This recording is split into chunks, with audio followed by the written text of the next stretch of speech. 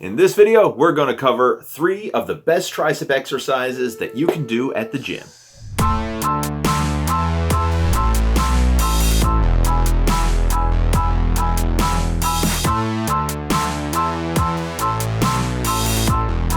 Hey there, how's it going? It is your muscle building coach, Lee Hayward. And every Friday afternoon, I do a live video Q&A on the Total Fitness Bodybuilding YouTube channel.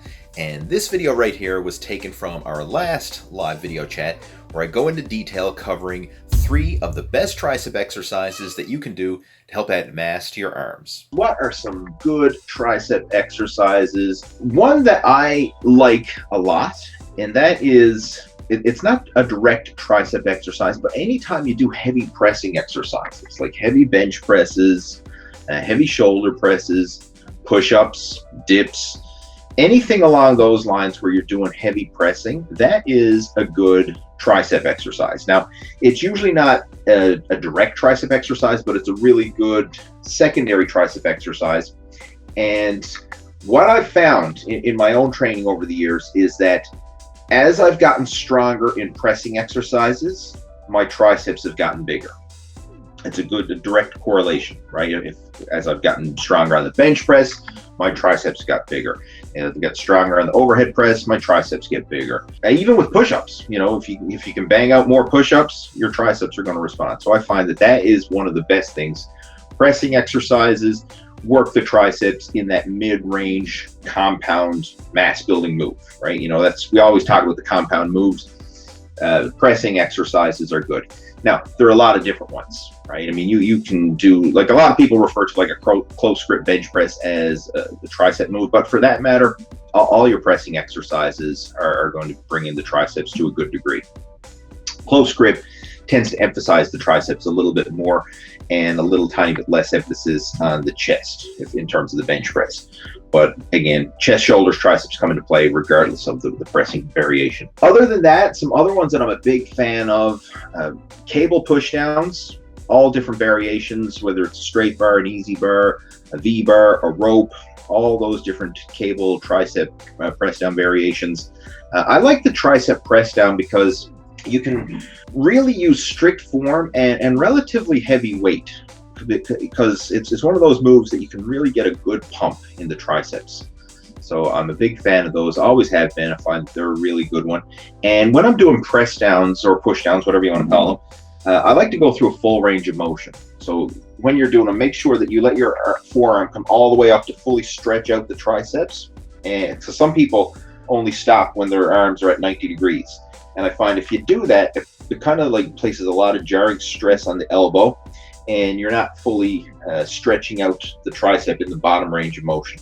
So I always, when I'm doing a push down, I come all the way up until my forearm and biceps lock up at the top, and then press all the way down for a full lockout, and really make sure to emphasize that full range of motion. Another one that's kind of an underrated exercise, but I've found that it's helped me a lot, especially back when I was competing in bodybuilding, and that is tricep kickbacks. Now, a lot of people question the benefit of a kickback because it's an isolation exercise. You're not really lifting a lot of weight. What's the point?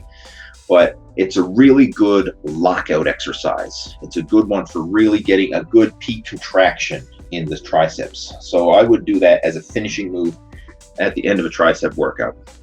Really do high reps. Sometimes, 15, 20, 25 reps, just high reps, and really burn it out at the end of a workout. Do 2 to 3 sets of high rep kickbacks. And I found that it was really good for building that shape and definition in the triceps. And from a competitive bodybuilder or a physique competitor, that's important because you want to have, when you lock out your triceps, you want to have the good, nice definition and lines there.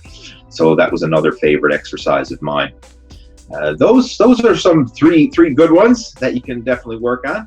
But bottom line, I mean, you need to play around with these exercises. Those are some of my favorites, but you may try those exercises and they may not necessarily work for you. And this applies to all body parts, all exercises. Just because you see one person doing a particular exercise and responding really well to it doesn't necessarily mean that you are. Now, it's certainly an opportunity to try it and see how it works, but don't get frustrated or don't assume that just because this exercise is a good one for Joe Blow, that it's going to be a good one for you. I mean, prime example, and I'm kind of going off on a bit of a tangent here, but a bit of a rant, but it's a good lesson here. Like a lot of people look at some bodybuilders who have really strong body part, or are really good at a particular exercise. Prime example, like Tom Platts when it comes to squats, right? He was a master of squats, and if you look at his form, it was impeccable. But a lot of people can't squat like that. Can't squat like Tom Platts did, with a very narrow stance, keeping his body almost perfectly upright. And it was just like a piston going up and down with the squats, full sinking those squats ass to the grass every time.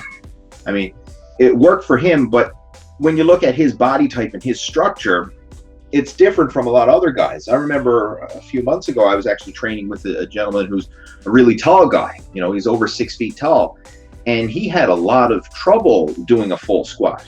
Like I'm only 5'6", so I mean, I can get under the squat, and I can, vary a squat ass to the floor, no problem.